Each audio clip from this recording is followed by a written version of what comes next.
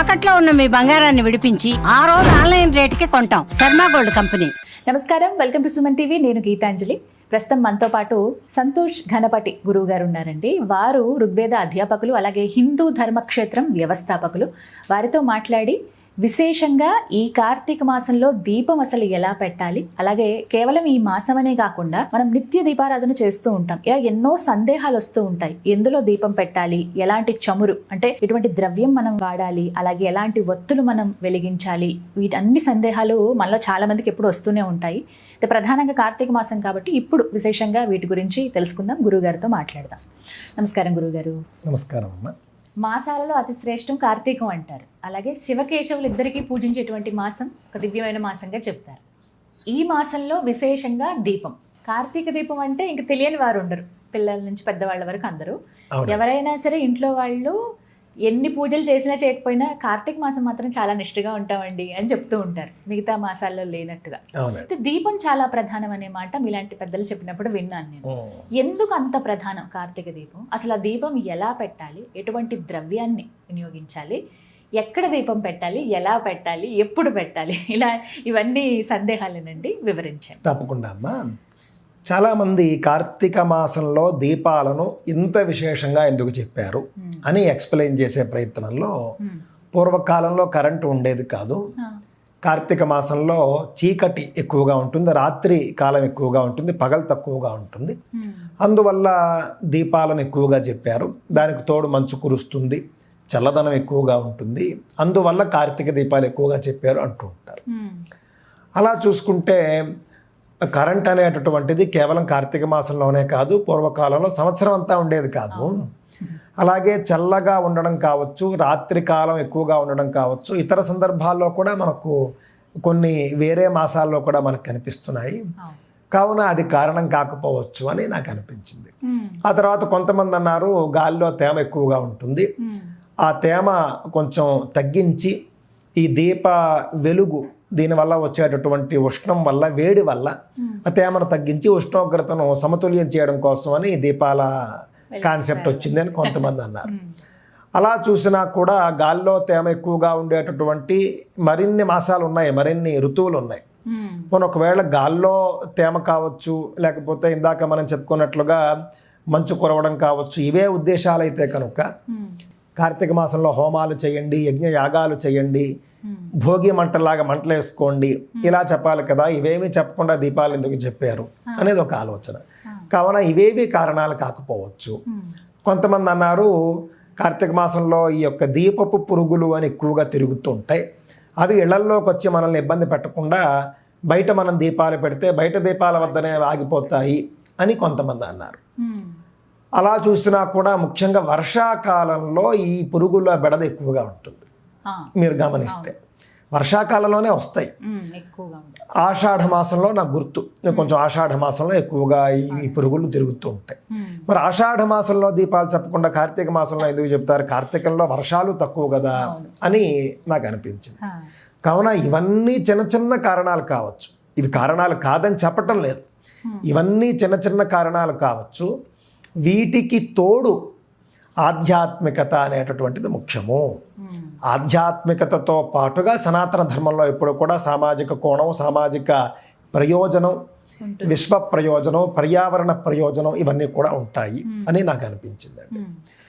అందువల్ల కార్తీక దీపం అనేది సనాతనంగా, అంటే శివాలయంలో పెట్టిన ప్రయోజనమే, విష్ణువాలయంలో పెట్టిన ప్రయోజనమే, ఎక్కడ దీపం పెట్టినా కూడా ప్రయోజనమే అన్నారు.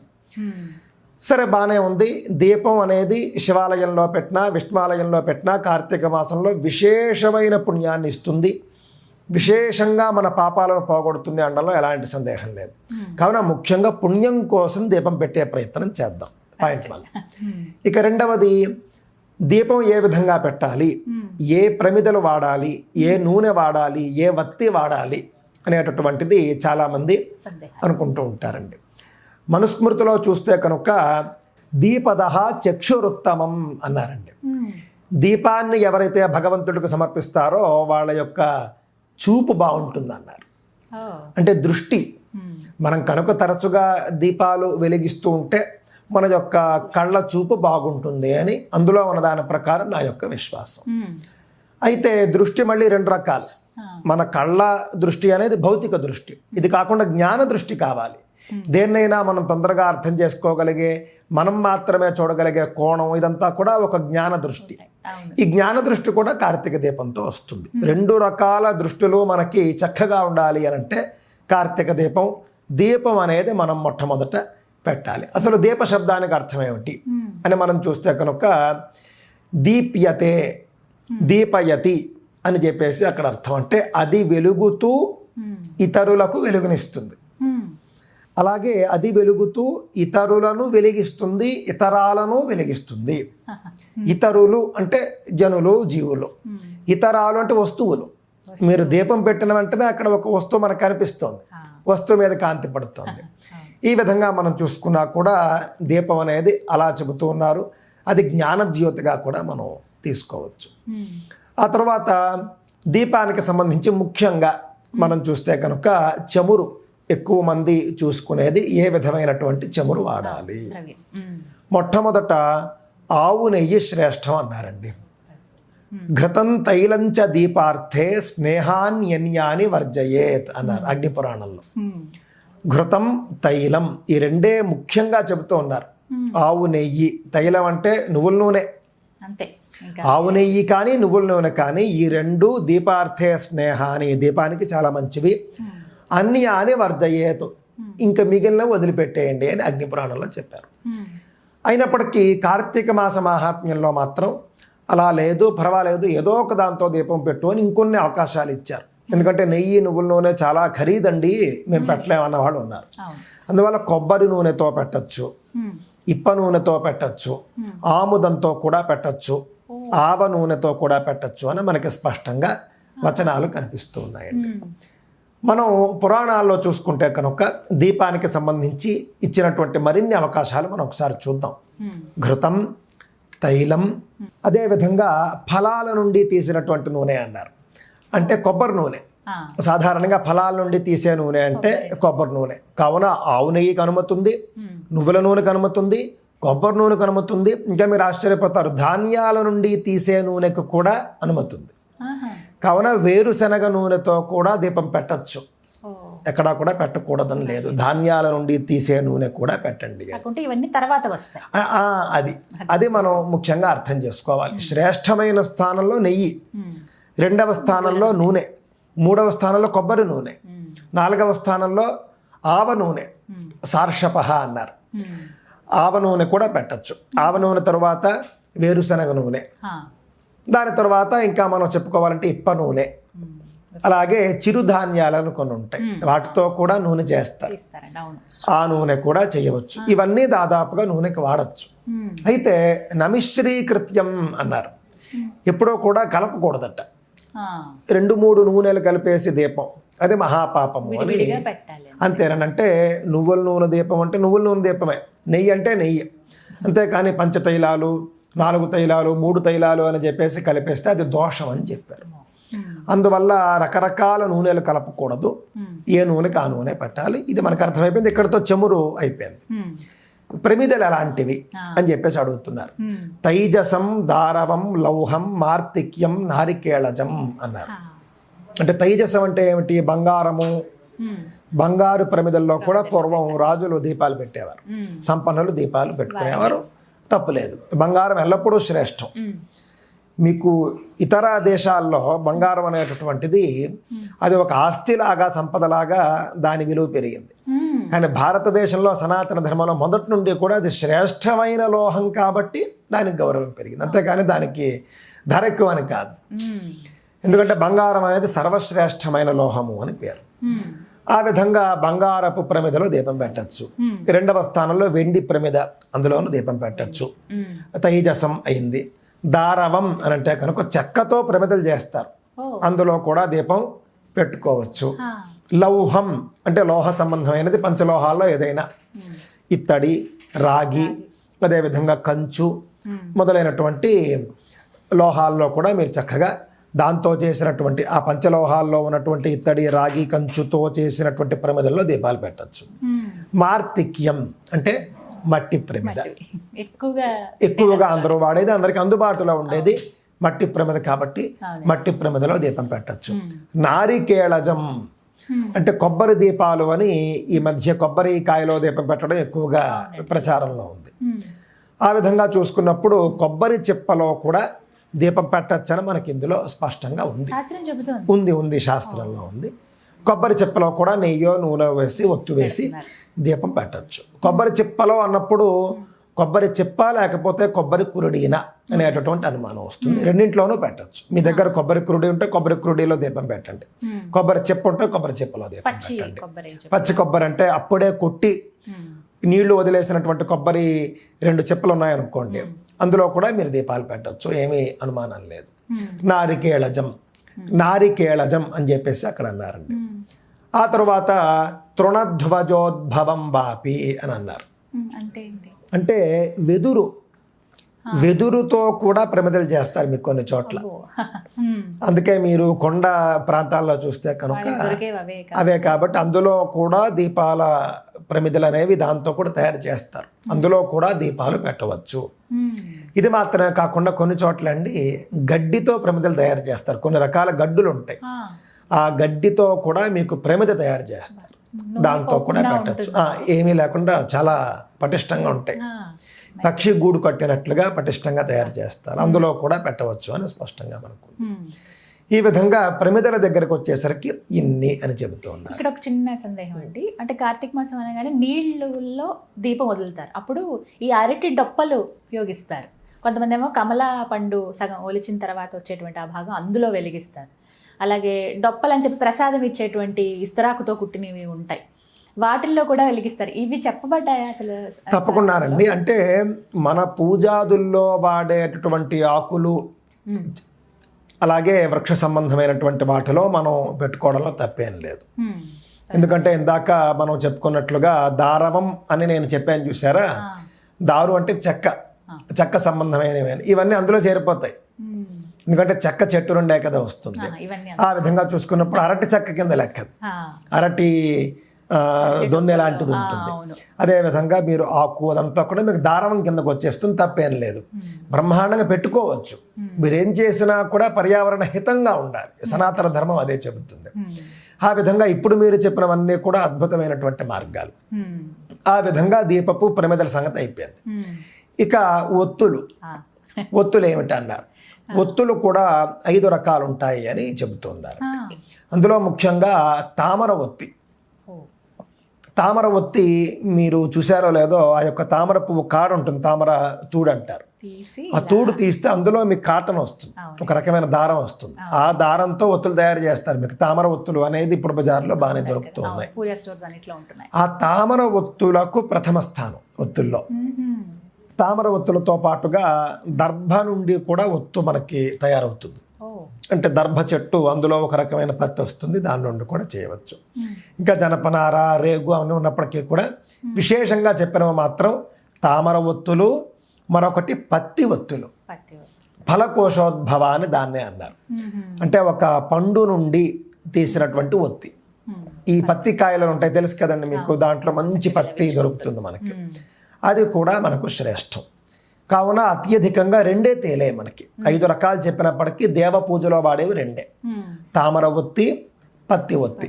ఈ 2 కూడా పూజలకు వాడుకోండి అని చెప్పేసి చెబుతున్నారు. ఇంతకీ మనకి సారాంశం తేలింది ఏమిటంటే, ప్రమిద అందరూ నేడు చేసేటటువంటి దాన్నే మనం మరింతగా ధృవపరుస్తున్నాం అంతే.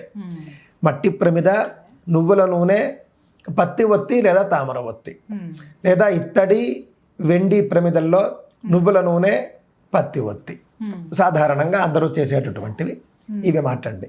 ఇంతటితో మనకి దీపాలకు సంబంధించినటువంటివి అయ్యి. చాలామంది వాడినటువంటి ఒత్తి మళ్ళీ వాడచ్చా, ఉదయం దీపారాధన చేసేస్తారు, మళ్ళీ సాయంత్రం అదే ఒత్తిని కొంచెం పైకి లాగి పెట్టేస్తూ ఉంటారు. అది దోషం అని చెప్పారు. అలా చేయకూడదు ఎట్టి పరిస్థితుల్లోనూ కూడా. ఉపాదద్యాన్ నూతనమేవ అన్నారు.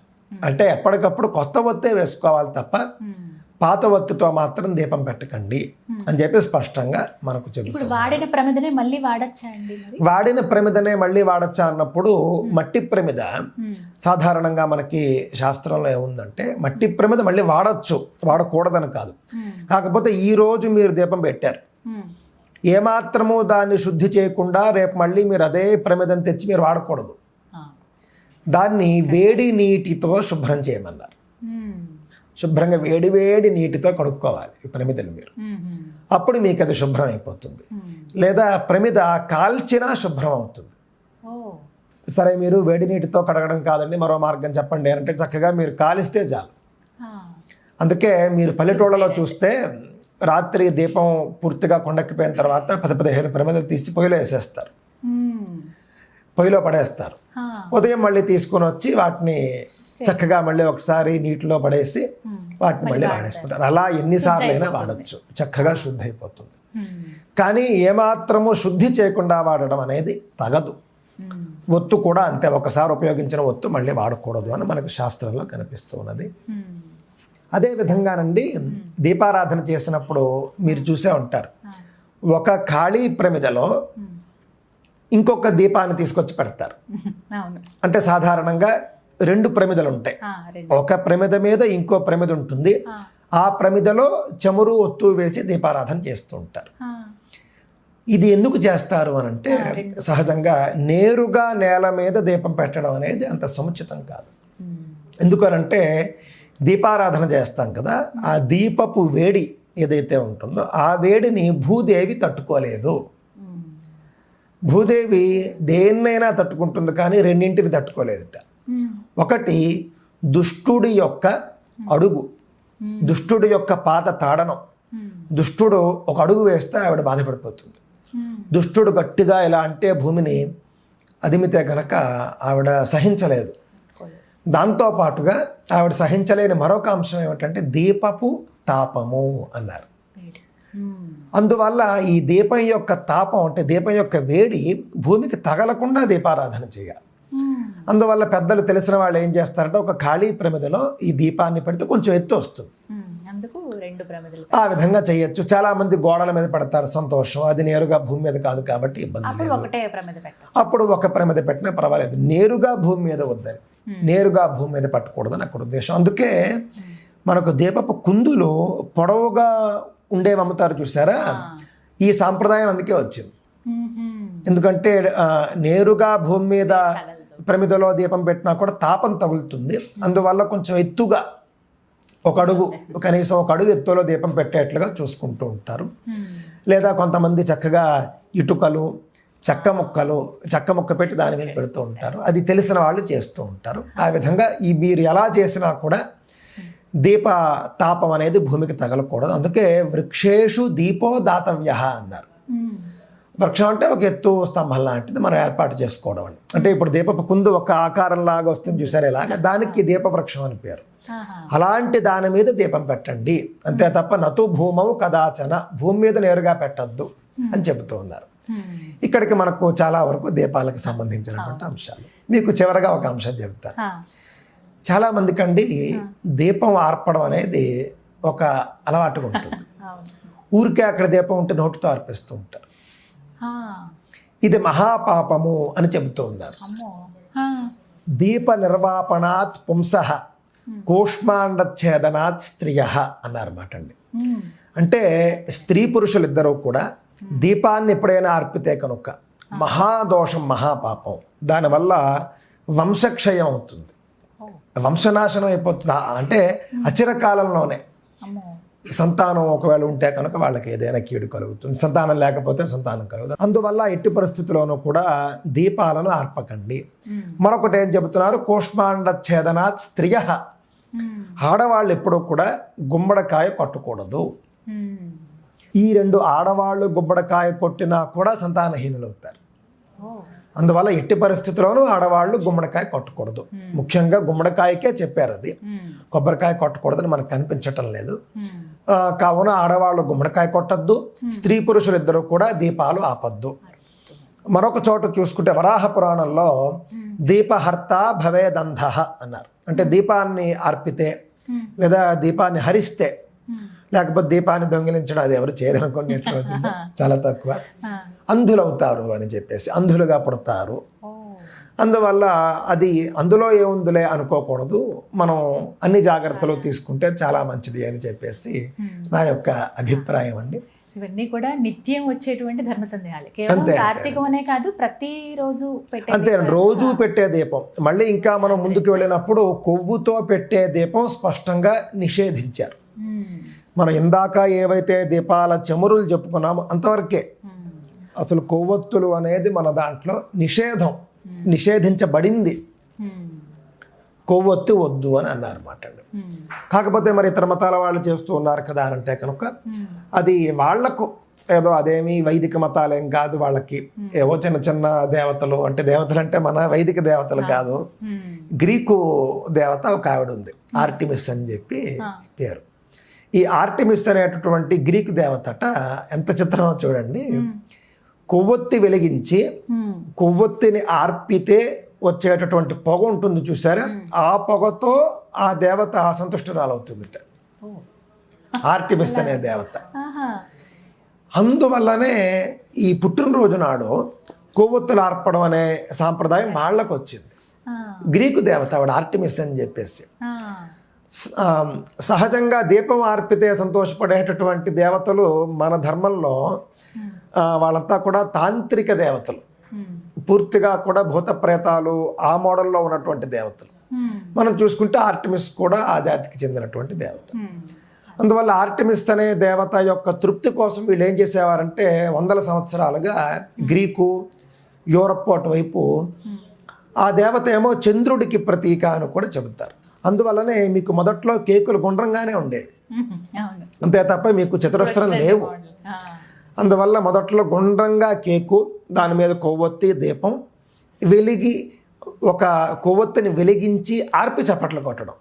ఎందుకనంటే ఆ కొవ్వొత్తి ఆర్పినప్పుడు ఆ వచ్చే పొగకి ఆర్టిమిస్ అనేటటువంటి ఆ యొక్క, మన భాషలో చెప్పాలంటే క్షుద్ర దేవత, ఆర్టిమిస్ అనే క్షుద్ర దేవతకు చాలా సంతోషం కలుగుతుంది. కావున ఎవరైతే పుట్టినరోజు నాడు కొవ్వొత్తి వెలిగించి ఆపుతారో వాళ్ళందరూ కూడా పాపం క్షుద్రోపాసన చేస్తున్నట్టే లెక్క నా అభిప్రాయం ప్రకారం. అందులో క్షుద్ర పూజలు చేతబడి అనేసరికి భయపడిపోయేవాళ్ళు పుట్టినరోజు నాడు క్షుద్ర పూజ చేయడం ఏంటి, ఇది తెలుసుకోవాలి, ఇది అందరూ తెలుసుకోవాలి. ఆ రోజున మన సాంప్రదాయంలో ఉన్నదేమిటి, నువ్వుల నూనెతో వెలిగించినటువంటి దీపాన్ని పుట్టినరోజు అబ్బాయో అమ్మాయో ఉంటారు కదా, వాళ్ళకి హారతి ఇస్తారు. దానివల్ల అపమృత్యుర్ వినశ్యతి, అపమృత్యు దోషం పరిహారమయ్యి ఆయుస్సు అభివృద్ధి చెందుతుంది. దేవుడికి కూడా నువ్వుల నూనె దీపం ఆ రోజు పెట్టిస్తారు. చక్కగా మన పద్ధతి ఇది. మట్టి ప్రమిద కావచ్చు, వెండి ప్రమిద, లోహం ప్రమిద, బంగారు ప్రమిద, దేంట్లోనైనా నువ్వుల నూనె, నెయ్యి చక్కగా మంచి ఒత్తు వేసి దీపం పెట్టి పెద్దవాళ్ళు ఇంట్లో నానమ్మో అమ్మమ్మో తల్లో పెద్దవాళ్ళు చక్కగా బిడ్డకి, మాకు హారతిస్తుంటారు, నాకు మా అమ్మగారు హారతిస్తారు. ఆ విధంగా చక్కగా హారతిస్తే ఆయుష్ అభివృద్ధి చెందుతుంది అని చెప్పేసి. దానికి భిన్నంగా మన వాళ్ళు ఏం చేస్తున్నారు, కొవ్వొత్తి అంటే నేను ఇందాక చెప్పినట్లుగా నిషేధించబడినటువంటి కొవ్వొత్తిని ఆ రోజు వెలిగించి, ఎందుకు అనంటే జంతువు సంబంధమైనటువంటి కొవ్వులతో వెలిగే ఒత్తి క్షుద్ర దేవతలనే తృప్తిపరుస్తుంది, అంతే తప్ప మన దేవతలనే కాదు. ఆ విధంగా ఆర్టిమిస్ అనే ఆవిడ క్షుద్ర దేవత. ఆర్టిమిస్ అనే పేరుతో అమెరికా అనుకుంటాను అప్పట్లో ఒక ఉపగ్రహాన్ని కూడా ప్రయోగించింది. ఎందుకంటే గ్రీకు దేవతను గౌరవిద్దామని వాళ్ళ ఉద్దేశం. ఆ విధంగా ఆర్టిమిస్ అనే క్షుద్ర దేవతను ఉపాసించే వాళ్ళు కొవ్వొత్తులు వెలిగిస్తారు, ఆర్పుతారు, కేకులు కూడా వాళ్ళు కోసుకుంటూ ఉంటారు. ఇది దీపాలకు, అది మన సాంప్రదాయం అసలు కానే కాదండి, అది మనది కాదు, పూర్తిగా వాళ్ళది, పూర్తిగా గ్రీకు సాంప్రదాయం. గ్రీకు సాంప్రదాయం ఏదో ప్రపంచంలో గొప్పది అన్నట్లుగా కొంతమంది ఊరికే రుద్దుతూ ఉంటారు. గొప్పది కాదు, ఏం కాదు, బూడిద సాంప్రదాయం అది. పూర్తిగా మన వాళ్ళు ఓ బొట్లు ఉండవు, ఒక బట్ట ఉండదు, కట్టు ఉండదు, అదంతా కూడా వాళ్ళది. కాకపోతే వాళ్ళ గొప్ప. నేననేది ఏంటంటే మనం దాన్ని అంటించుకోకర్లేదు. మన సాంప్రదాయం ఎంత గొప్పగా ఉంటే మనం వెళ్ళి అక్కడి నుంచి అరువు తెచ్చుకోవడం ఎందుకు, ఇది మన దురదృష్టం. కానీ చాలామంది అండి నేటి కాలంలో యువత ఇలాంటి వాటికి దూరంగా ఉంటున్నారు. పుట్టినరోజు శాస్త్రీయంగా ఎలా జరుపుకోవాలి అని నేను నా ఛానల్లో చెబితే చాలా మంది కేకులు అసలు ఇప్పుడు కట్ చేయటం కానీ అవి కట్ చేయటం లేదండి, బాగా తగ్గిపోయింది, బాగా తగ్గిపోయింది. నేను చెప్పినటువంటి ఆర్టిమిస్ కథ ఏదైతే ఉందో ఇది మీరు పూర్తిగా గూగుల్లో చెక్ చేసి తెలుసుకోవచ్చు. ఇదేమి నా సొంత మాటలు కాదు, ఆ వాస్తవం కాదు, ఎక్కడి నుంచి మొదలైందో మీకు సోర్స్ కనిపిస్తుంది. కానీ చక్కటి అవగాహన కల్పించారు. అసలు దీపం అంటే ఏంటి, ఎందుకు పెట్టాలి, ఎలా పెట్టాలి అనేది మంచి వివరణ. ధన్యవాదాలు గురువు. నమస్కారం అమ్మా.